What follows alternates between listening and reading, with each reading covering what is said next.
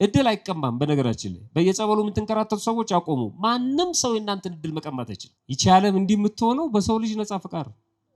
ሰው ነፃ ፈቃድ ስለተሰጠው ሲፈልግ ራሱን ያጠፋል፣ ሲፈልግ ሌላውን ያጠፋል፣ ሲፈልግ ያርዳል፣ ሲፈልግ ያቃጥላል። ነፃ ፈቃድ ስለተሰጠው ማለት ነው። እግዚአብሔር ያንን ነገር ያውቃል እንጂ እንደዛ እንዲደረግ አልወሰንም። የኛን መስቀል የኛን መቁጠሪያ ጨብጠው እድል ተወስዶብሃል ሲሉን እኛም እዛ እግራቸው ስር የምንፈራፈር ሰዎች አለ። አትይ ያለ አካል የለም፣ አትደሰት ያለ አካል የለም። ለምንድን ነው ከመላእክት ጋር ከቅዱስ ሚካኤል ጋር ከቅዱስ ገብርኤል ጋር ከመቤታችን ጋር የምናገናኘው? ያንተ አንሶ ቅዳሴ ትተ ሰዓታት ትተ ማሌቱን ትተ ቃለ እግዚአብሔር ትተ እዛ ተወዝፈ ያንተ አንሶ ደግሞ መላእክቱ እዛ መጥተው ይርዱ። እዛ ይጠብቃችሁና መንደር ለምንድን ነው ዛሬ ያልተማርከው ጉባኤ ያልሄድከው? በቃ እግዚአብሔር ፈቃዱ አልሆነም ይላል። ይቀልዳል። ለምን አትቆርብም? ፈቃዱ አልሆነም። ፈቃዱ የሆነ ጊዜ አንድ ቀን ቆርባለሁ ይላል። እግዚአብሔር ሰኞም ማክሰኞም ረቡም 6 ሰዓት 7 ሰዓት እየፈቀደ አይኖርም። እንደ ክፍል አለቃ ሽንቴ መጣ ፈቃድ፣ እናቴ ሞታ ፈቃድ። እንደሱ የእድር መሪ አይደለም እግዚአብሔር። እንደሱ አይደለም ይፈቅዱ። ፈቃዱ በጎ ማድረግ አንዴ ፈቅዷል። ይሄ 50 ሰው ቆርጦ ለአንድ ሰው ሰጥቶ 49ን መብላት እሱ እድል አይደለም። እሱ እኔ እድል የሆነው ሎተሪ ያወጣልኝ ይላል። እሱ አይደለም ወዳጅ። በክርስትና ህይወት እሱ አይደለም። እሱ ሌላ ጉዳይ ነው። እሱ ህጋዊ ቁማር ነው። ሌላ ነገር እኮ አይደለም። በህግ የተፈቀደ ቁማር ማለት ነው። ሌሎች ሰዎች ሲያጫውቱት እኮ አይፈልግም መንግስት አይደለም። እኔ ብቻ ነኝ ማጫውት ነው። አንዳንዱ ሞኝ ሎተሪ ሲቆርጥ 12 ቁጥርን ስጠኝ ይላል። ሚካኤልን ማለት ነው። እና ቅዱስ ሚካኤል እዛ ሎተሪ ቦታ ሄዶ 12 ቁጥርን ሊመርጥለት ማለት ነው። መድኃኒዓለም 27 ቁጥርን ሊመርጥለት ሄዶ እዛ። በጣም ጅሎች ነን። የመጨረሻ እኔን አይሰማኝም፣ እኔን ትቶኛል፣ እኔን ረስቶኛል፣ እስኪ እኔን አይሰማኝም አንቺን ከሰማሽ ጸልይልኝ የሚሉ አሉ። እንዳትሉ እግዚአብሔር እንደዚህ አይደለም። የቀበሌ ወይ ምናምን ድርዳኛ አይደለም። እግዚአብሔር መርጦ የሚሰማ አምላክ አይደለም። እውነት እንነጋገር ከተባለ አሁን ስለ ቁርባን ሲነሳ ቀሳውስቱ ቤታችን ተገኝተው ወይ መምህራን ሲመክሩን ወይ ደግሞ ጎረቤቶቻችን ወይ ዘሮ ገሌ አቶ ገሌ ለምን አትቆርቡም ሲባል የምናማተም ሰዎች የለን። በስመ አብ ወወልድ ወመንፈስ ቅዱስ እኔ ምን አልኩሽ? ምን እና እኛን እንዴት ያምጣን እግዚአብሔር ወደ ቁርባን? እጅና እግራችን አስሮ ያምጣ እንዴ? መቼም አንመጣም። አንዳንዱስ ምን ይላል? ለምን አትቆርብ ሲባል እንባው ዱብ ዱብ ይላል። እኔ ሳልፈልግ ቀርቼ ነው ይላል። መቁረብ ሳልፈልግ ቀርቼ ይመስልሃል?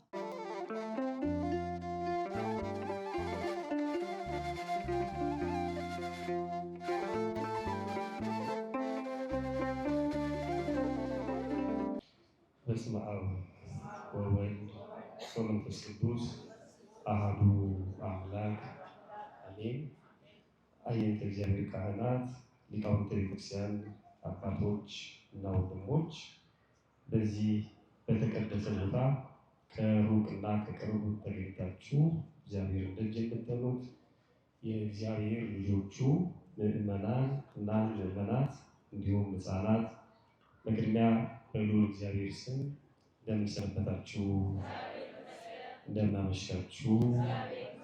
አሜን። ሳይገባን ኃጢአታችንን ሳይመለከት በቸርነቱ በእድሜያችን ላይ ይህችን ሰዓት ጨምሮ በዚህ በተቀደሰ ቦታ ሰብስቦ እንድንማማር ደግሞ እንድናመሰግነው የፈቀደልን አባቶቻችን የቅዱሳን አምላክ የእኛም አምላክ ፈጣሪያችን እግዚአብሔር ክብር ምስጋና ይግባው። በእግዚአብሔር መልካም ፈቃድ ባለን ጥቂት ደቂቃ የስልጠናችን ርዕስ የሚሆነው የአርባ ቀን እድል የሚል ነው። ምንድን ነው ያልኳችሁ? ታውቃላችሁ ስለ 40 ቀን ምን ማለት ነው? የ40 ቀን እድል ማለት ምን ማለት ነው? የ40 ቀን እድል ራሱ የሚባለው ምንድን ነው? አንዳንድ ሰዎች እኔ እድሌ ተወስዶብኝ ለማስመለስ እየጣርኩ ነው ይላሉ። አንዳንዶቹም በየጠበሉ ቦታ ይንከራተታሉ። አንዳንድ ደፋሮች ደግሞ እድልሽ ተወስዶብሻልና ስለማስመልስልሽ ይሄን ያህል ብር ታመጫለሽ ተብለው ብር አፈላልገው ሰጥተው ልክ ነው እኔ እኮ እድሌ ስለተወሰደብኝ ነው ስራም ማልይዘው ትዳርም ማልይዘው ልጅም ማላገኘው ሰው የሚጠላኝ ይላሉ። ባህሪያቸውን ማስተካከል ሲገባቸው የሆነ ከሰማይ ሌላ እድል የሚሰጣቸው ይመስላቸውና በየቦታው የሚንከራተቱ ሰዎች አሉ። እግዚአብሔር ልቦና ይስጠልላቸው። አንዳንድ የጠንቋይ ስራ የሚሰሩም አሉ። ግንባርህን አይቶ ግንባርህን አይነጥላል እንዲብታደርጊ ይገፈፍልሃል የሚሉ አሉ። በጣም ያሳዝነው የሚቀልዱበት ሰው በቅዱስ ሥጋውና በክቡር ደሙ የከበረ በ40 እና በ80 ቀን የተጠመቀው የጸጋ ልጅነት ያገኘው ክርስቲያኑ የሚጫወት በጣም ጅሎች ነን። የመጨረሻ ማለት ምን ይጠቅመናል? በዚህ ምክንያት እግዚአብሔርም ላይ የሚገዳደሩ ሰዎች አሉ። ይህ ዓለም የቲያትር መድረክ ነው። እኛ ተዋናያን ነን። የቲያትሩ ደራሲ እግዚአብሔር ነው። የሚሆነውን ነገር ያውቀዋል። ዝም ብለን ነው የምንደክመው እኛ። እግዚአብሔር እኮ ወስኖብናል፣ በቃ ተወስኖ አልቋል የሚሉ ደግሞ ጅላጅሎችም አሉ። እግዚአብሔር ከወሰነብን እንዲህ አይነት ጉባኤ ታዲያ ምን ያደርጋል? እግዚአብሔር ከወሰነብን ለምን ነው የምንጠመቀው? ለምን እንጠመቃለን? ለምን ንስሐ እንገባለን? ለምን እንቆርባለን? ወስኖብን እየተጫወተብን ነው። ከወሰነብን ለምን ወደ ምድር መጣ? የኛ ጉዳይ ያበቃለት ከሆነ ለምንድን ነው እንደዚህ የሚለማመጠን? በጣም የሚያሳዝን ነው። ፕሪዲስቲኔሽን የሚሉት አለ፣ ቅድመ ውሳኔ ተወስኖ አልቋል የሚሉ አሉ። የሚምታታባቸው እግዚአብሔር ያውቃል የሚለውና እግዚአብሔር ወስኗል። እግዚአብሔር ያውቃል፣ የሚሆነውን ነገር በሙሉ ያውቃል፣ ግን አልወሰነም። ይህ ዓለም የሚመራው በሁለት ፈቃድ ነው። ታውቃላችሁ? አንደኛው በእግዚአብሔር ፈቃድ ነው። እግዚአብሔር ሳይፈቅድ ሳይወድ የሚከናወን ነገር የለም። በእግዚአብሔር ፈቃድ ነው። እግዚአብሔር ሳያውቀው የሚደረግ ነገር የለም፣ ሁሉንም ያውቃል። ሁለተኛው ግን በሰው ልጅ ነፃ ፈቃድ ነው። ይቺ ዓለም እንዲህ የምትሆነው በሰው ልጅ ነፃ ፈቃድ ነው። ሰው ነፃ ፈቃድ ስለተሰጠው ሲፈልግ ራሱን ያጠፋል፣ ሲፈልግ ሌላውን ያጠፋል፣ ሲፈልግ ያርዳል፣ ሲፈልግ ያቃጥላል። ነፃ ፈቃድ ስለተሰጠው ማለት ነው። እግዚአብሔር ያንን ነገር ያውቃል እንጂ እንደዛ እንዲደረግ አልወሰንም። ረጅም ነው ርዕሱ። እኔ ለዚህ ጉባኤ በሚመጥን መልኩ ብቻ ነው። ኃጢአት እንድንሰራ አይፈልግም እግዚአብሔር። ኃጢአት እንድንሰራ ፈቃዱ አይደለም። እንድንገዳደል ፈቃዱ አይደለም። አንዱ እንዲያጠቃው ፈቃዱ አይደለም። ግን ደግሞ ለሰው ሙሉ ነፃነት ሰጥቶታል። ውጤቱን ይቀበላል የሰው ልጅ ማለት ነው። አሁን እናንተ እዚህ ቁጭ ብላችሁ እንድትማሩ ያስገደዳችሁ ማንም የለም። ማንም አላስገደዳችሁ። ፈቃዳችሁ ነው ቁጭ ብላችሁ እንድትማሩ ያደረጋችሁ። ካልፈቀዳችሁ ተነስታችሁ መውጣት ትችላላችሁ። ማንም አያስቆማችሁም። ማንም በመብረቅ አይመታችሁ። መሬት ተከፍላ አትውጣችሁ። ቅዳሴውንም ጠቅጥቃችሁ መሄድ ትችላላችሁ። ማንም አያስገድዳችሁ። እግዚአብሔር የነፃነት አምላክ ነው። የሚቀለድበትም ለዚህ ነው። የነፃነት አምላክ ነው። እንደ እግዚአብሔር ደግሞ ነፃ ወይም ነፃነት የሚሰጥ አምላክ አለ እንዴ? በጭራሽ የለም። እስኪ አንድ ጥያቄ ልጠይቃችሁ፣ በልምድ እንደምትመልሱልኝ እርግጠኛ ነኝ። እዚህ የመጣችሁት ስለፈቀደላችሁ ነው። ጥሩ ነው። አሁን እናንተ መጣችኋል። ያልመጡትስ ስላልፈቀደላቸው ነው። ይኸውላችሁ፣ አያችሁ፣ በጣም የሚገርም ነው። በቃ በልምድ ነው የምንኖረው ማለት ነው። እዛ የጠብቃችሁና መንደር ለምንድን ነው ዛሬ ያልተማርከው ጉባኤ ያልሄድከው? በቃ እግዚአብሔር ፈቃዱ አልሆነም ይላል፣ ይቀልዳል። ለምን አትቆርብም? ፈቃዱ አልሆነም። ፈቃዱ የሆነ ጊዜ አንድ ቀን ቆርባለሁ ይላል እግዚአብሔር። ሰኞም ማክሰኞም ረቡም 6 ሰዓት 7 ሰዓት እየፈቀደ አይኖርም። እንደ ክፍል አለቃ ሽንቴ መጣ ፈቃድ፣ እናቴ ሞታ ፈቃድ። እንደሱ የእድር መሪ አይደለም እግዚአብሔር፣ እንደሱ አይደለም ይፈቅዱ። ፈቃዱ በጎ ማድረግ አንዴ ፈቅዷል።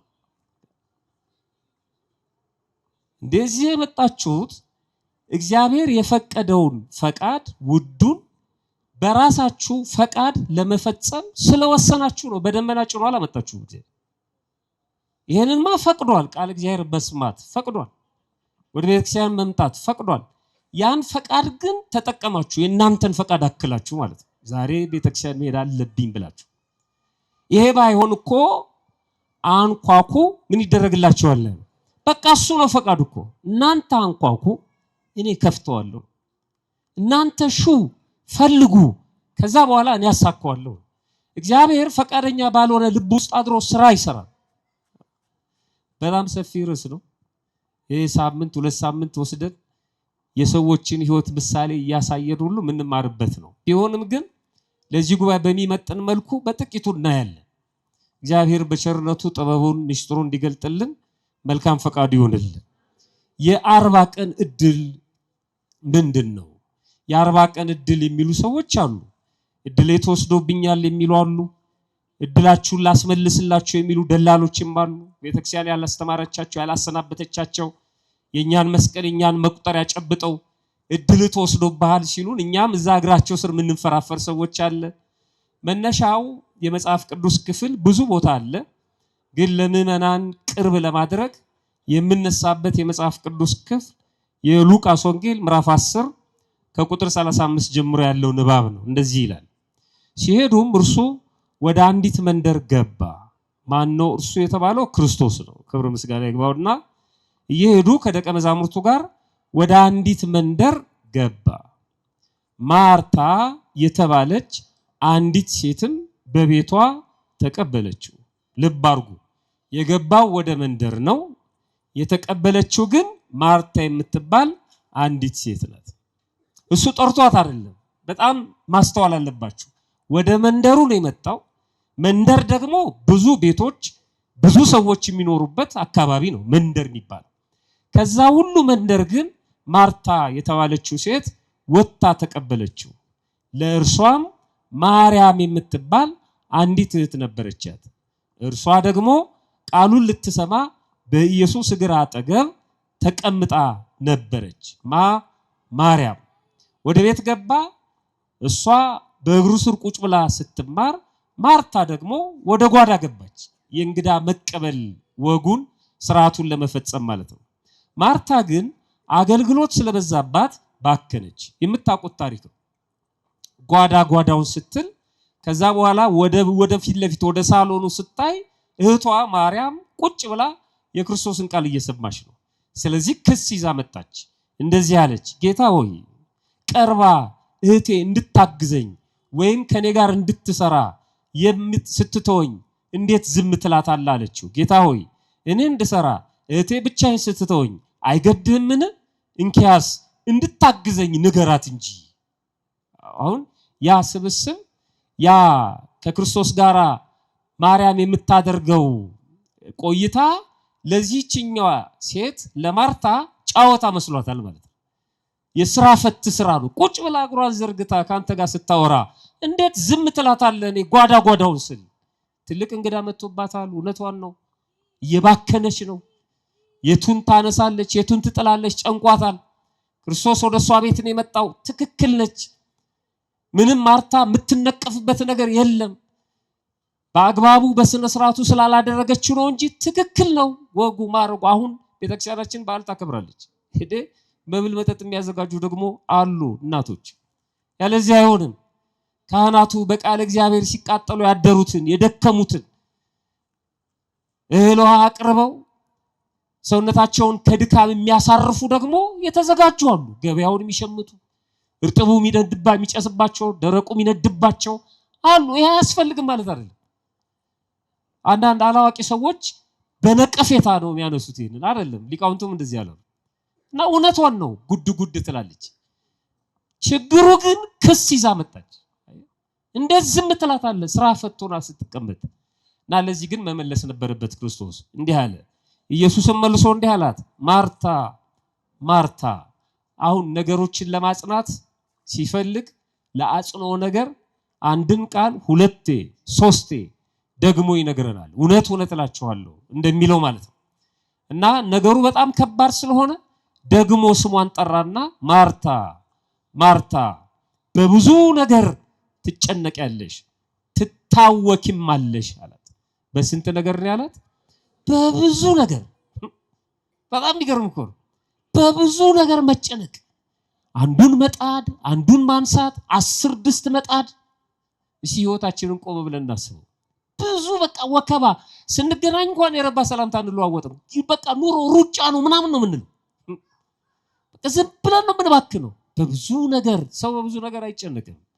መርጦ ነው መጨነቅ ያለበት። በብዙ ነገር ትታወቂያለሽ፣ ትጨነቂያለሽ። የሚያስፈልገው ግን ጥቂት ወይም አንድ ነገር ነው። ማርያምስ መልካም ዕድል መርጣለች፣ ከሷ አይወሰድባትም። ማርያም እመቤታችንን አይደለም የማርታን እህት ማርያም መልካም እድል መርጣለች፣ ከሷ አይወሰድባትም። ለጊዜው የመረጠችው የእግዚአብሔርን ምን መስማት ነው?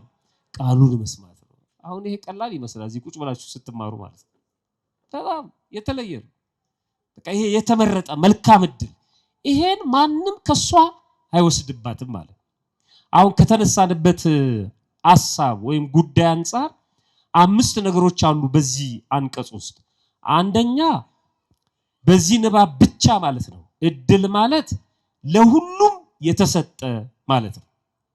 ለሁሉም የተሰጠ ይኸው ክርስቶስ ወደዛ መንደር ነው የመጣው። መንደር ውስጥ ብዙ ሰዎች አሉ። መርጦ አይደለም ለሁሉም ነው የመጣው።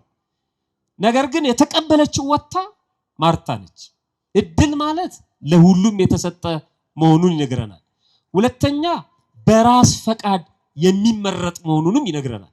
በራስ ፈቃድ የመጣው ወደ ሁለቱ ቤት ነው። አንደኛዋ ቁጭ ብላ ትሰማለች፣ አንደኛዋ ደግሞ ጓዳ ገብታለች። ያስገደዳቸው ማንም የለም። ልክ ክርስቶስ እንደገባ አንቺ ቁጭ ብለሽ ስሚ፣ አንቺ ደግሞ ጓዳ ስሪ አላለም። እንደገባ ቁጭ በሉና ሁለታችሁም ስሙ አላለም። ገብቶ ተናገረ። እሱ የሚሰማው ቁጭ አለ፣ የናቀው ደግሞ ገባ ማለት ነው። ለሁሉም የተሰጠ ማለት ነው እድል ማለት። በኋላ ለማነሳው ነጥብ ስለሚጠቅመኝ ነው። ለሁሉ የተሰጠ በራስ ፈቃድ የሚመረጥ መልካም የሆነ የማይቀማ ማለት ነው እድል ማለት። ለሁሉ የተሰጠ በራስ ፈቃድ የሚመረጥ መልካም የሆነ የማይቀማ የማይቀሟትም መልካም እድል መረጠች። እድል አይቀማም። በነገራችን ላይ በየጸበሉ የምትንከራተቱ ሰዎች አቆሙ። ማንም ሰው የእናንተን እድል መቀማት አይችልም። ማንም ማንም የማንንም እድል አይቀማም። አሁን ይሄ በቀበሌ በራሽን በምናምን ያልሆነ አይደለም። እሱ ወስዶ ሊሸጥብህ ይችላል። እሱ እድል አይደለም። ይጀምር እሱ አይደለም። ስለሱ አይደለም የተነጋገርን ያለው። ስለ ሎተሪም አይደለም። ይሄ 50 ሰው ቆርጦ ለአንድ ሰው ሰጥቶ 49ን መብላት እሱ እድል አይደለም። እሱ አይደለም። እኔ እድል የሆነው ሎተሪ ያወጣልኝም ይላል። እሱ አይደለም ወዳጅ። በክርስትና ህይወት እሱ አይደለም። እሱ ሌላ ጉዳይ ነው። እሱ እኮ ህጋዊ ቁማር ነው። ሌላ ነገር እኮ አይደለም። በህግ የተፈቀደ ቁማር ማለት ነው ሎተሪ ማለት። ሌሎች ሰዎች ሲያጫውቱት እኮ አይፈልግም መንግስት አይደለም። እኔ ብቻ ነኝ ማጫውት ነው። አንዳንዱ ሞኝ ሎተሪ ሲቆርጥ 12 ቁጥርን ስጠኝ ይላል። ሚካኤልን ማለት ነው። እና ቅዱስ ሚካኤል እዛ ሎተሪ ቦታ ሄዶ 12 ቁጥርን ሊመርጥለት ማለት ነው። መድኃኒዓለም 27 ቁጥርን ሊመርጥለት ሄዶ እዛ። በጣም ጅሎች ነን የመጨረሻ። በዚህ መቼም አይወጣም። ቢወጣም ይሄ በአጋጣሚ የተሰጠ ሊሆን ይችላል እንጂ በፍጹም እዚህ ውስጥ አይገባም። በጣም ይኸው ጅላጅልነታችን እግዚአብሔርን የማይሆን ነገር ውስጥ እንከተዋለን። 2 እግር ኳስ ቡድኖች ሲጋጠሙ ለአንደኛው የምንደግፍ ሰዎች እንደውም መቤት ያደራሽ እንላታለን። ምን ታርግ እሷ እዛ እግር ኳስ ውስጥ ምን ያርግ ቅዱስ ሚካኤል? በጣም ተጃጅለናል የመጨረሻ። እግዚአብሔር የአንድ ሰው ደስታ ነጥቆ ለሌላ አይሰጥም። 2 እግር ኳስ ቡድኖች አንዱ ሲሸነፍ ይደሰታል፣ ያዝናል። አንዱ ሲያሸንፍ ይደሰታል አይደል? በሁለቱ መካከል ለቅሶም አለ ደስታም አለ አይደል? እና እንዲያለቅሱ ፈቅዶ ነው እግዚአብሔር። አንተ እንድትስቅ እነሱ እንዲያለቅሱ ፈቀደ። ይሄ ዓለም የሚሰጥ ነው። እግዚአብሔር እዛ ውስጥ የለም፣ በጭራሽ በፍጹም የለም። አንገታችን ላይ ማተብ አስረን በተራ እግር ኳስ ውስጥ ክርስትናችንን እናቀለዋለን። እሱን ለስሜት ማየት ነው። ለስሜት ማየት ችግር የለውም። ያለ አካል የለም፣ አትደሰት ያለ አካል የለም። ለምንድን ነው ከመላእክት ጋር ከቅዱስ ሚካኤል ጋር ከቅዱስ ገብርኤል ጋር ከመቤታችን ጋር የምናገናኘው? ያንተ አንሶ ቅዳሴ ትተ ሰዓታት ትተ ማሌቱን ትተ ቃለ እግዚአብሔር ትተ እዛ ተወዝፈ ያንተ አንሶ ደግሞ መላእክቱ እዛ መጥተው ይርዱ። ይባይ መጨረሻ ጅላጅል መጨረሻ ነው። ገና ነን እኮ ገና ነን። ኦርቶዶክሳውያን በጣም ገና ነን። ገና አልተረዳናትም። ክርስትናችንን አልተረዳነውም። እግዚአብሔር ለሁላችንም ልቦና ይስጠን። በእውነት እድል በዚህ አባባል አንደኛ ለሁሉ የተሰጠ የታደለ ነው። ሁለተኛ በራስ ፈቃድ የሚመረጥ ነው። ሶስተኛ መልካም የሆነ ነው። አራተኛ የማይቀማ የማይነጠቅ ነው። እኛ ክርስቲያኖች እድል ስንልና ዓለማውያኑ እድል ሲሉ በሁለቱ መካከል ልዩነት አለ። እንደ ዓለማውያኑ እድል በቀላሉ የሚገኝ በአጋጣሚ የሚገኝ ማለት ነው። የሆነ ሰው አሁን እየሄደ 200 ብር ተጠቅልሎ ቢያገኝ ምን አይነት እድለኛ ነው እንለዋለን። ያው ለሱ እድል እሱ ነው 200 ብሩ ማለት ነው። በዓለም ውስጥ ይሄ እስከ ትልቅ ትዳር መያዝ፣ ልጅ መውለድ ምናምን የፈለገ ነገር በሉት በዓለም ውስጥ ያለው በሙሉ ሰው እድል የሚለው እሱ ነው እንደ ዓለም ማለት ነው። ይኸውላችሁ ይሄ በእግዚአብሔር ዘንድ እድል ቢሆን ኖሮ ባል ለምሳሌ ጥሩ ባል በእግዚአብሔር ዘንድ እድል ቢሆን ማለት ነው። ጥሩ ባል ያላጋጠማቸውስ እድል የላቸው ማለት ነው። እድለ ቢስ ናቸው። እነሱን አልፈጠራቸውም እግዚአብሔር። ያንተ ምርጫ ነው ያ፣ ያንቺ ምርጫ ነው ያ። ቅድም ነገርኳችሁ፣ እዚህ ለመምጣታችሁ የእናንተ ፈቃድ አለበት። ማንም አላስገደዳችሁም። ልክ እናንተ ስትፈቅዱ ግን መንገድ ላይ የሚያጋጥማችሁን ነገር እግዚአብሔር እየተከላከለ አመጣችሁ። የሚያስቀሩ ብዙ ነገሮች ነበሩ። እነዛን ግን የለም ልጄ ፈቅዷል፣ ቃል እግዚአብሔር መስማት ፈልጋለሁ ብሏል። ሲመጣ አርኩስ መንፈስ በጥፊ ይለዋል፣ ዞር በል ከዚህ ይለዋል። በቃ ፈቅዷል፣ እሱ ወዷል። ከዚህ ማንም አይነቅለውም። እየጠበቀ ያመጣል። ልክ አሁን መዳን ትወዳለህ አለው አይደል?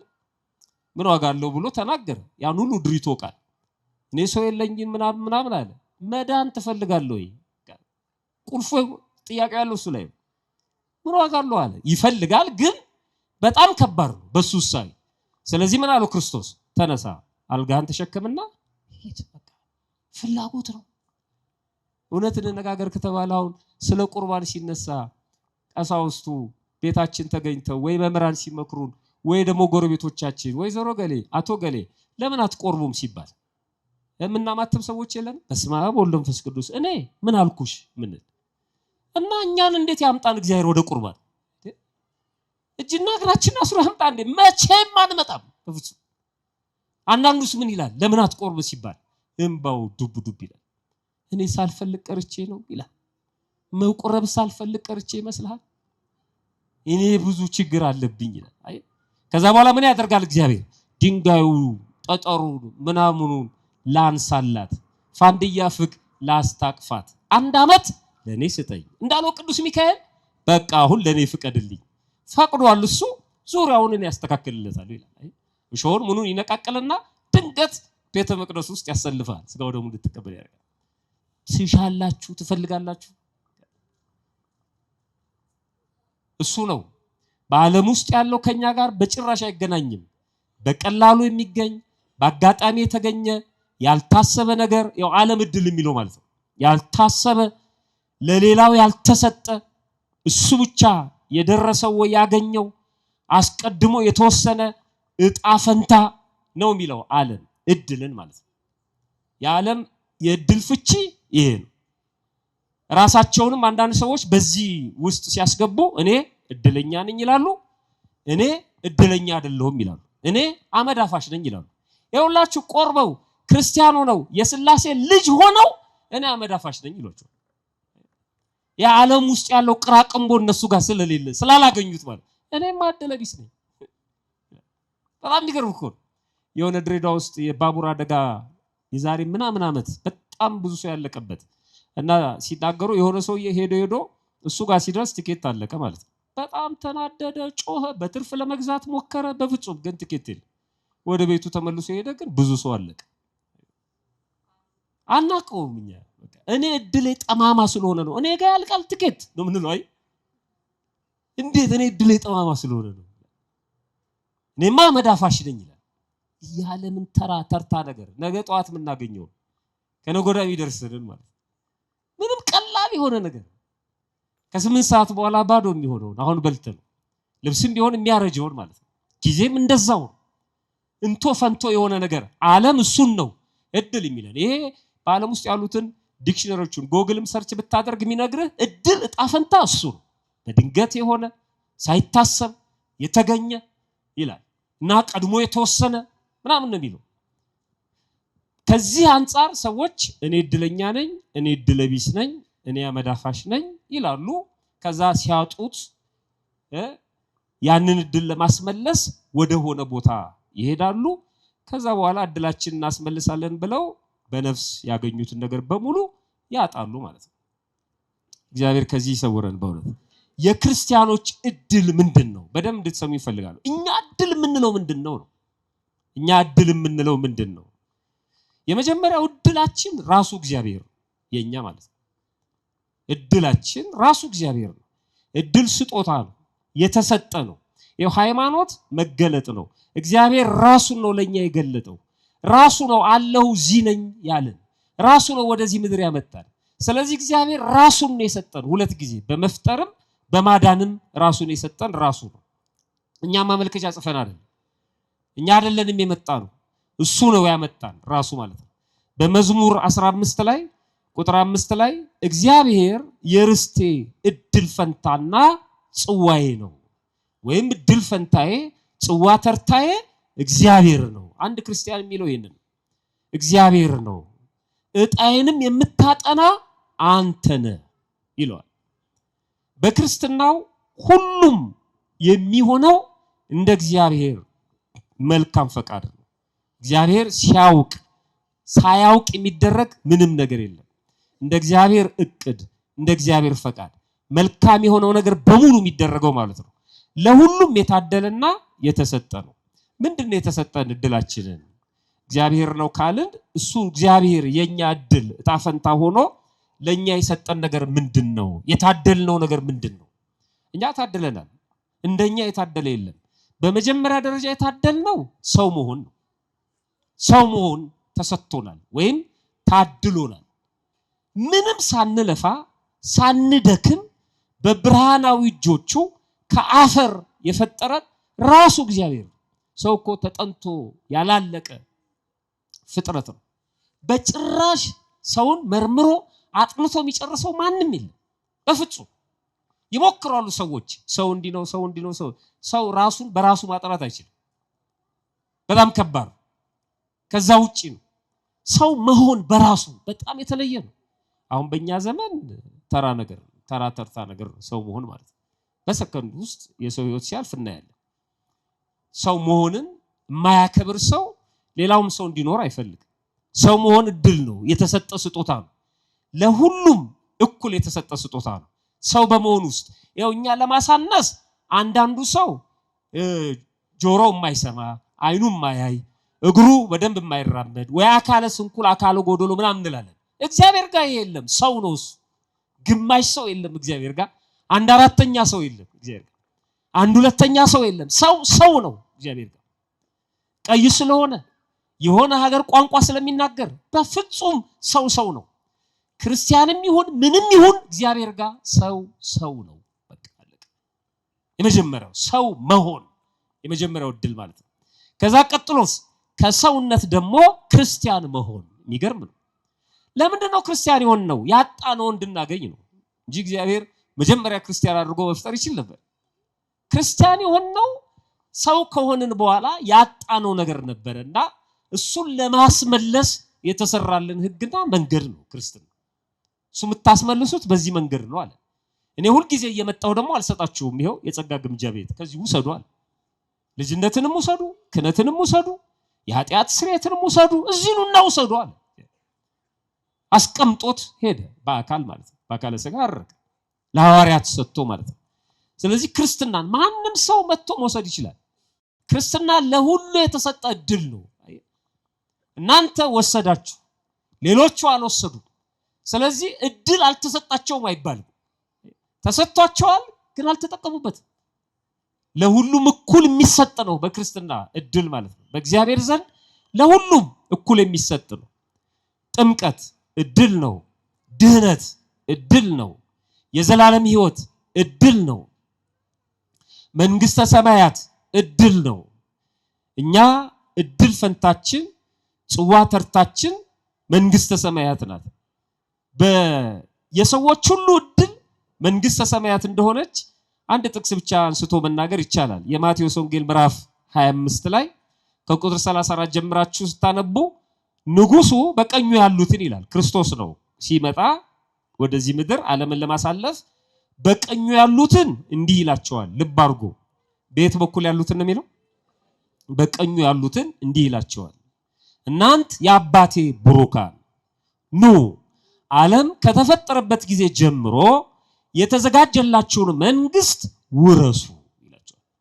ዓለም ከተፈጠረበት ጊዜ ጀምሮ ያዘጋጀውላችሁን መንግስት ውረሱ። እነማንን? ጻድቃንን። እናንተ ብሩካን። ጻድቃን የሆኑት በምንድን ነው? በራሳቸው በጎ ፈቃድ ነው።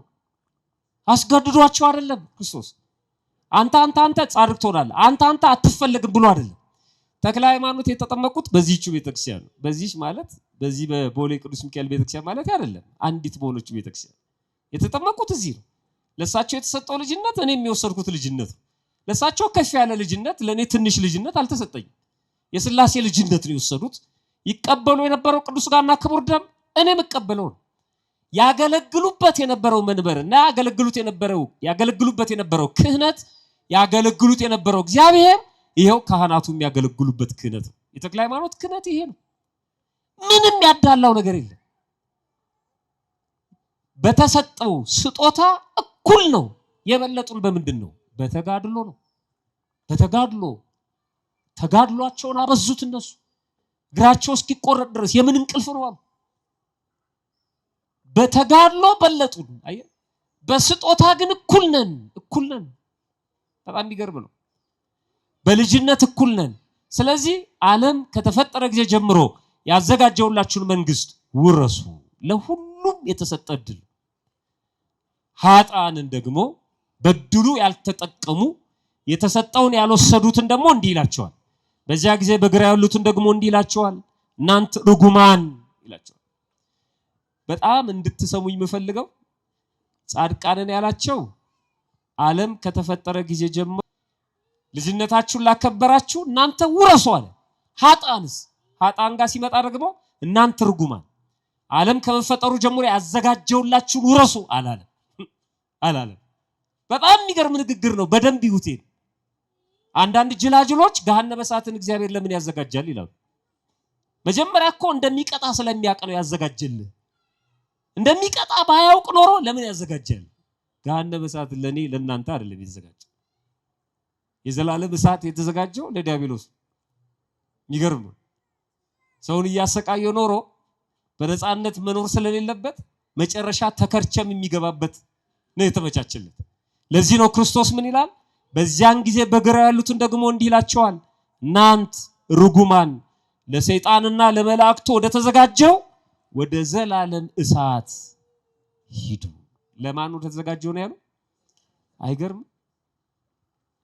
ፈታይ በርት የሚባለው እግዚአብሔር አባታችን ሰይጣን ነው ካላችሁ፣ ልጅ ደግሞ የሚወርሰው የማንን ነው? የአባቱን ነው። ስለዚህ አባታችሁን ርስት ውረሱ አላቸው። ምን አደረገ? ለሰይጣንና ለሰራዊቱ ወደ ተዘጋጀው ሂዱ። ሰይጣን አባታችን ነው ካላችሁ፣ በግብር ከመሰላችሁት ምን አረጋችኋለሁ? እናንተ ግን የአባቴ ብሩካን የተዘጋጀላችሁን ውረሱ። እነዚህ በግራ ያሉት በቀኝ እንዲሆኑ ያልተፈለገበት ምክንያቱ ምንድን ነው? እግዚአብሔር ሳይፈቅድ ቀርቶ ነው? አይደለም። በራሳቸው ፈቃድ አንፈልግም አሉ። ክርስትና የተሰጣቸውን ልጅነት አንፈልግም አሉ። አንዳንዶቹም በተሰጣቸው ልጅነት ቀለዱ እና ምን ያርግ? እድሉ ለሁሉም ነው። የተጠቀመበት ሰው ግን በዛ እድል አትራፊ ነው። ፍጻሜው ምን ሆነ ይለናል? እነዚያ ወደ ዘላለም ቅጣት፣ ጻድቃን ግን ወደ ዘላለም ሕይወት ይሄዳሉ ይላል። ነፍስ እንደማትሞት ነው የሚነግረን። በዚህ በቅዳሴያችን በእንተ ቅድሳት ዲያቆኑ እናንተ አሜን ኪራይ ላይ ሰው እያላችሁ የምትቀበሉት ጸሎት ላይ ተንበርክከን ስግዱ ከተባለ በኋላ ከሚላቸው ጸሎቶች መካከል አንዱ በጎውን እድል ይላል። በደንብ ስሙኝ። በጎውን እድል ኃጢአትን ለማስተስረይ ሁለተኛ መወለድ የሚገኝባትን ሕጽበት እግዚአብሔር ይሰጣቸው ዘንድ፣ በጎውን እድል ሚላ ጥምቀትን ነው። እግዚአብሔር ይሰጣቸው ዘንድ በቅድስት ሥላሴ ማህተም ያከብራቸው ያትማቸው ዘንድ ስለ ንዑሰ ክርስቲያን እንማልዳለን። ላልተጠመቁ ሰዎች እንለምናለን።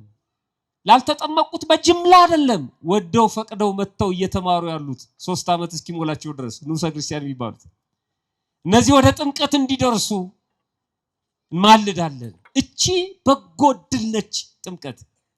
ስለዚህ ሰው ጥምቀትን የሚያህል እድል ተቀብሎ እኔ እድለ ቢስ ነኝ እንዴት ይላል? እንደው እግዚአብሔር አይታዘብም? እዚህ ውስጥ ማንም እድለ ቢስ የለም በእግዚአብሔር ዘንድ። ማንም እድለ ጠማማ ነው ማለት አይችልም። በቤተ ክርስቲያን ማንም ክርስቲያን ይሆን በዓለም ውስጥ ብዙ ነገሮች ሊኖሩ ይችላሉ። እሱ ከእድል ጋር የሚገናኝ አይደለም። ስለሰራ ስላልሰራ፣ ስለ ሰዎች ክፋት፣ ስለ ፈተና፣ የማተብ የሃይማኖት ፈተና ሊሆን ይችላል፣ የኑሮ ፈተና ሊሆን ይችላል። እሱ ብዙ ጉዳዮች አሉት እንጂ ከእድል ጋር ምንም የሚገናኝ ነገር የለም።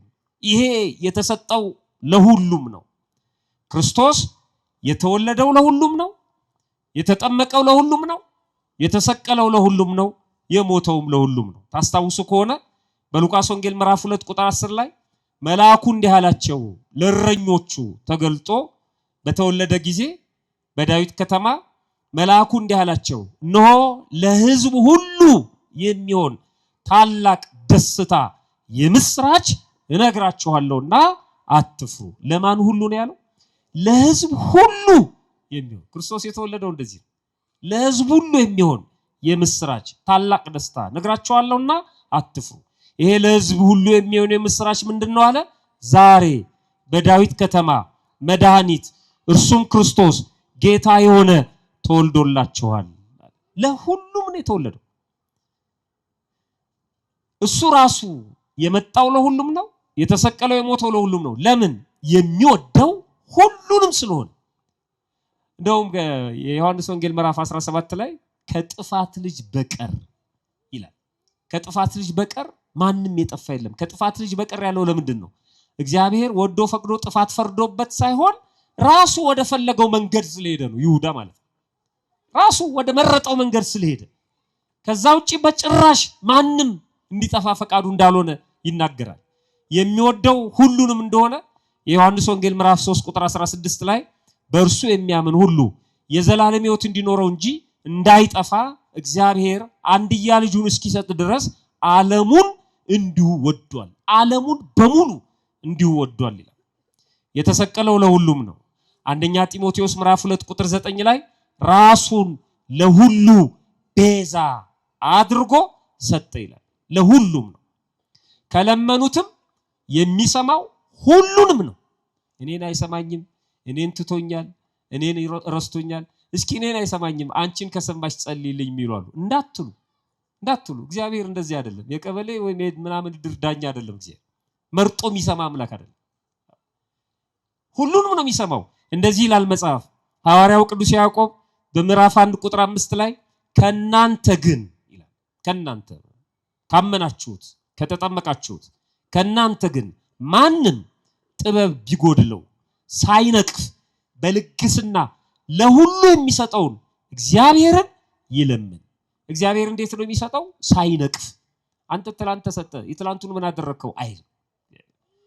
እኛ እንላለን አንድ የኔቢጤ ጠዋት መጥቶ ስለ እግዚአብሔር ብሎ ቢለምነን እንጀራ በወጥ አጥቅሰን ብንሰጠው ማታ ላይ መጥቶ ስለ እግዚአብሔር ቢል እንዴ ነው ምን አይደል? ቅድም ሰጠው አይደለም እንዴ? ቅድምማ በለው። ይሄን አናስብ። እኔ ብቻ ነው እንዴ ያየው እንላለን። ከሌለ እግዚአብሔር ይስጥልኝ ነው። ግን ጠዋት ለምኖ ማታ ስለመጣ ብስጭት ምን ሰዎች የለም። እግዚአብሔር ግን እንደዚህ አይደለም። ትላንት ሰጠው አይደል እንዴ አይልም። አጥፍተነው እንኳን አይልም። ሳይነቅፍ ነው የሚሰጠው። ሰው እየተነጫነጨ ነው የሚሰጠው። እስኪ አንድ 50 ብር ካለ ወይ አንድ 200 ብር ካለ ስትለው መቼም አንተ ሰው አትሆንም። አንተን ተሸኮመ መኖር ራሱ ዕዳ ነው ያውል ብሎ ይሰጠዋል። ሁልጭ አርጎ ሰድቦ ማለት በጣም እግዚአብሔር እንደዚህ አይደለም። ሳይነቅፍ በልግስና ነው። እንደተቀማ አርጎ አይደለም የሚሰጠው። እግዚአብሔር እንደከሰረ አርጎ አይደለም የሚሰጠው። ለሁሉም እኩል ሳይነቅፍ በልግስና የሚሰጠውን እግዚአብሔርን ይለምን፣ ለእርሱም ይሰጠዋል። ሰዎች ላይ የምናያቸውን ነገሮች ለምኑት፣ ለእሱም ይሰጠዋል። እግዚአብሔር ለሁሉም እኩል ይሰጣል። ጥሩ እያጠቃለልነው እንሄድ። ከዚህ አንጻር ህይወት ምንድን ነው? ህይወት ምንድን ነው? ሁለት ነገሮች ላይ ሰዎች ስለሚጋጩ ነው። ህይወት ማለት አሁን እኛ የምንኖረው ህይወት ምንድን? ህይወት አንዳንዶቹ ምርጫ ናት ይላሉ።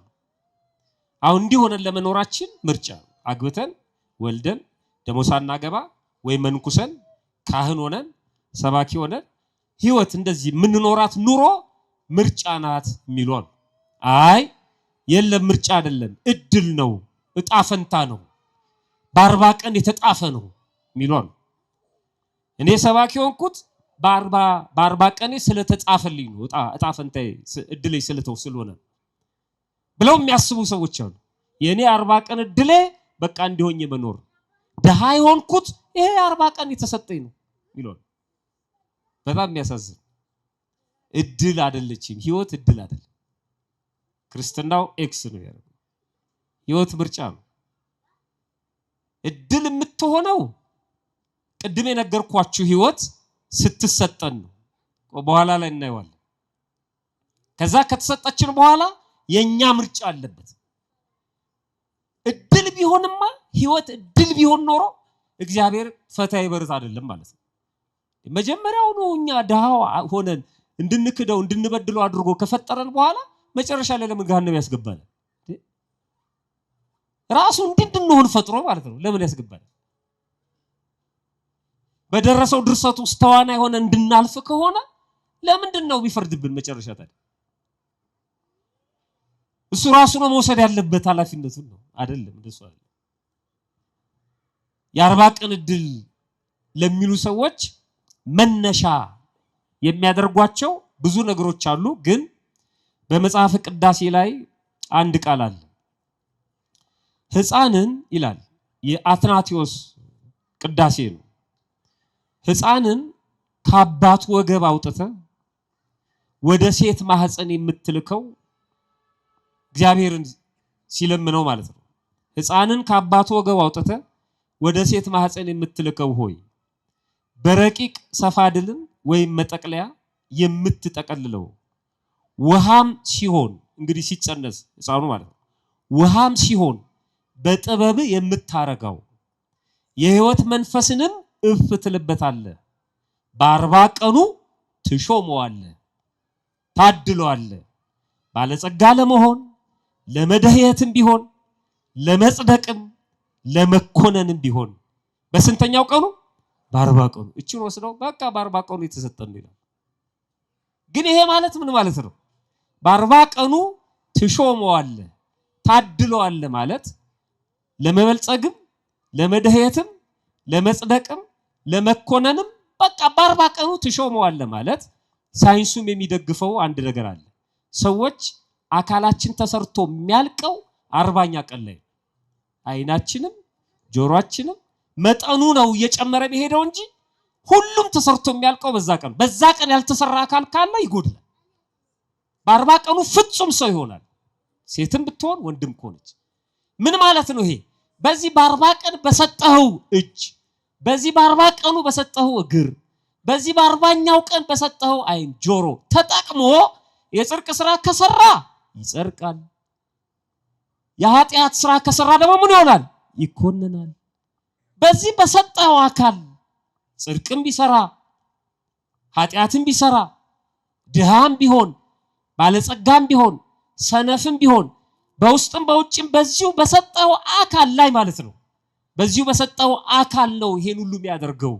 አንተ የዛን ጊዜ ይሄንን የሚሰራበትን አካል ሰጠኸው፣ ሾምከው። ፈቃዱ ግን የማን ነው? የራሱ። ስንት ጋር አሉ? 2 አይደል? ካሱኮ ዳስ ስንት ጋር አሉ? 2። በቃ እሱ ነው። እነዛ ምዕራባውያኑ ያላቸው ጭንቅላትና የኛ ጭንቅላት እኩል ነው። ሰዎች ባይኪው በመናምን ሊያበላሉት ይሞክራሉ፣ ግን እኩል ነው። በቃ እኩል ነው። ፀሐይ የምትወጣው እኩል ነው። እንደውም አንዳንድ ጊዜ በጣም ኃይለኛ የተፈጥሮ እንትን ያለባቸው ፈተና ያለባቸው አካላት እንዴት አድርገው እንደሚቋቋሙት ደግሞ በተፈጥሮ የተመቻቸው ደግሞ በስንፍናቸው እንዴት እንደሚንከባለሉ ቀላሉ እኛን ምሳሌ ማየት ነው። እኛ ገና መሬት ላይ ያለውን በልተን አልጨረስንም፣ እንኳን ከመሬት በታች ያለው ግን እኛ ምድሪቷን በደም አጨቅይተናታል። መሬቷ ገና የሰጠችን ገና የምትሰጠን ገና ከውስጥ ያለውማ ብዙ ነው። ማመጥቶብን ነው ራሳችንን ምንም ራሳችንን የውጭዎቹ እንደዚህ እየሰሩብን ምናምን ተቀበላለሁ። ለምን ነው የሚቀበለው? ያ ሰው ምንድነው? ማን ነው አዚም ያደረገበት? ማንም ራሱ ነው። በዚህ በሰጠው በ40 ቀኑ ሙሉ አካል ተጠያቂም የሚሆነው እሱ ነው። ቢጸድቅም የጽድቅ ስራ የሚሰራው ቢኮነንም የኃጢአት ስራ የሚሰራው እሱ ነው እንጂ የሚለው ደሃ እንዲሆን ባለጸጋ እንዲሆን እድሉን አንዴ ጽፈልታል አይደል። ሙሉ አካል የሰጠኸው አንተ ነህ። ክርስትና ሲሰጥ እድል ነው። ክርስቶስ ወደዚህ ምድር መጥቶ ሞቶ ተሰቅሎ ነፃ ሲያደርገን ሰው አድርጎ ሲፈጥረን ይሄ ሲሰጥ እድል ነው። ክርስትና ሲሰጥ እድል ነው። ህይወትም እንደዚህ ነው። ሲሰጥ እድል ነው፣ ለሁሉም እኩል ስለሚሰጥ። ከተቀበልነው በኋላ ግን ምርጫ ነው። ይሁዳ ክርስቶስን አሳልፎ የሰጠው ምርጫው ስለሆነ ነው። ምርጫው እግዚአብሔር ያውቅ ነበር። አዎ ያውቃል። ማወቁ ግን ኃጢአት አይደለም። ግን ምርጫው ነው። ሰዎች በግራም በቀኝም እንዲቆሙ የሚያደርጋቸው ምርጫቸው ነው። ለሁሉ እንደ ስራው ተከፍለዋል ነው ያለው እንጂ ለሁሉ እንደ እድሉ ተከፍለዋል አለ። ለሁሉም ለእያንዳንዱ እንደ ስራው መጠን ከፍለዋለሁ አለ እንጂ እንደ እድሉ ሰጠዋለሁ አላለ። እንደሱ አላለም እግዚአብሔር። ክርስቶስ የተሰቀለው ተሰቅሎ የሰጠን ህይወት እድል ነው። ከተቀበልነው በኋላ ግን ምርጫ ነው። ለዚህ ነው ማርያምስ መልካሙን እድል ምን አድርጋለች? መረጣለች። አይ መልካሙን እድል መረጠች። ያ መልካም እድል የተሰጠው ግን ለማን ነበር? መጀመሪያ ለሁሉ፣ ለመንደሩ፣ ለማርታም ለማርያምም እኩል ነው የተሰጠው። ምክንያቱም ገና ክርስቶስ ሲገባ አንድ ሰው ከመንደሩ እንዳይወጣ ምፈልገው ማርታን ብቻ ነው አላለም። ወደ መንደር ነው የገባው። ገና ሮጣ የወጣችው ግን ማርታ ነች። ጥሩ ነው፣ ተቀበለችው። ሁሉም እድሉ ነው እየተጠቀመ ያለው፣ የተሰጠውን ነው እየተጠቀመ ያለው። ከዛ ገባ፣ ያችኛዋ ትታም ወደ ጓዳ ገባች፣ እቺ ቁጭ አለች። መልካሙን እድል መረጠችው። የተሰጠውን መልካም እድል መረጠች። የምርጫ ጉዳይ ነው ወዳጅ፣ የምርጫ ጉዳይ ነው። ቁጭ ብላችሁ እግዚአብሔር ቃል የምትሰሙት የምርጫ ጉዳይ ነው። ሌላው ደግሞ ዞር ብትሉ አታጡም፣ ሶሻል ሚዲያ ይጎረጉራል። የምርጫ ጉዳይ ነው። መርጦ ነው። እግዚአብሔር አይኑን አያጠፋውም፣ እጁን ሽባ ያደርገውም፣ መርጧል። በኋላ ግን ይጠይቃል። በመረጠው ምርጫ ነው የሚጠየቀው። እንዲህ ስለሆንኩ ነው እንደዚህ ሆኜ ነው የእናቴ መቀነት ምናምን አይሰራም። እንደ አዳምና እንደ ሔዋን አይሰራም። ሲመጣ የወጉት ሁሉ ያዩታል እና በፊቱ ዝም ይላሉ ነው የሚናገረው እሱ። ስለዚህ ማርያም መልካሙ እድል መርጣለች፣ ከርሷ አይወሰድባትም ያለው ይሄንን ነው። ክርስቶስ ወደ መንደራቸው ገባ፣ ቀጥሎ ወደ ቤታቸው ገባ፣ ከዚያ ወደ ማርያም ልብ ገባ። ማርያም ከፈተችለት። የእሷ አስተዋጽኦ መምረጥ ታክሎበት ያንን መልካም እድል አገኘች ማለት ነው። ስለዚህ ስናጠቃልለው የተሰጠንን እድል እንወቅ። መጀመሪያ የተሰጠን እድል የቆርቆሮ ቤት ፎቅ ምናምን እሱ አይደል። የተሰጠን እድል ክርስትና ነው። የተሰጠን እድል ሁለተኛ ህይወት ነው። የተሰጠን እድል ራሱ ክርስቶስ ነው። የተሰጠን እድል ንስሐ ነው። የተሰጠን እድል ቅዱስ ሥጋውና ክቡር ደሙን መቀበል። የተሰጠንን እንወቅ። የተሰጠንን እድል እንቀበለው። የተሰጠንን እድል እንጠብቀው፣ እንዳናሰነጥቀው ማለት ነው። የተሰጠንን እድል ደግሞ እየጠበቅን እየተንከባከብን የሰጠንን አካል እናመስግነው፣ እድሉን የሰጠን እግዚአብሔር ስለሆነ። ለዚህ ነው ቅዱስ ዳዊት በመዝሙር 51 ላይ አድርገህልኛልና ለዘላለም ምን አደርጋለሁ? አመሰግናለሁ። ይሄን እድል ስለሰጠኸኝ አምላኬ፣ ሰው አድርገህ ስለፈጠርከኝ፣ ደሞ ክርስቲያን ስላደረገኝ፣ ደሞ ቃልን እንድሰማ ስለፈቀድክ፣ ደሞ ንስሐን ስለሰራህልኝ፣ ደሞ አባቶችን ስለሰጠኸኝ፣ ደሞ አንተን ማናገርበት የጸሎት ህይወት ስላለኝ ፈጣሪ አመሰግናለሁ። በዓለም ያለውማ ይመጣል፣ ችግር የለውም፣ እሱ ይመጣል። ዓለም እድል የሚለውና እኛ እድል የምንለው በጭራሽ አይገናኝም። ስለዚህ እድሌ ተወስዶብኛል ብለው በየጸበሉ የሚንከራተቱ ሰዎች ምን እያሉ ነው ማለት ነው? ክርስትናዬ ተወስዶብኛል እያሉ፣ ንስሐ መግባት ተወስዶብኛል፣ ስጋው ደግሞ መቀበል ተወስዶብኝ። ማከለከላቸው ሌላ ነገር ከሆነ እሱ በሱ አይመለስም። እሱ በሱ አይመለስ። የሀብቱ ንብረቱ ልጅ መውለዱ ምናምኑ ሳይወልዱም መጽደቅ ስለሚቻል ማለት እሱ ተራና ተርታ ነገር ነው እንጂ እኛ የምንወሰንበት እድል አይደለም። ፈጣሪያችን በቸርነቱ ሰምቶ ከመጥፋት ያድነን።